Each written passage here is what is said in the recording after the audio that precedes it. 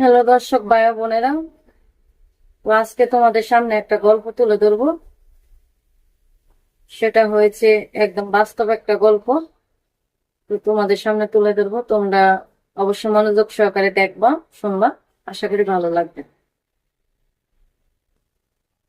আমার অনেক বড় লোক জায়গা বিয়ে হয়েছিল, বড় একটা কমিটি সেন্টারে। তো বড় একটা কমিটি সেন্টারে বিশাল বড় লোক জায়গায় আমার বিয়ে হয়েছিল। তো কমিটি সেন্টার থেকে যখন বিয়েটা করে প্রাইভেট কারটা দিয়ে যখন নিয়ে যাইতে ছিল,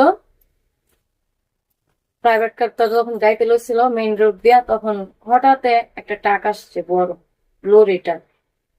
তো ওই ট্রাকের সাথে বাড়ি খায়া সব বরযাত্রী মরযাত্রী মারা গেছে, আর আমি জানালা বাইঙা এক সাইডে পড়ে গেছিলাম, পইরা অজ্ঞান হয়ে গেছিলাম। আর সবাই মারা গেছে।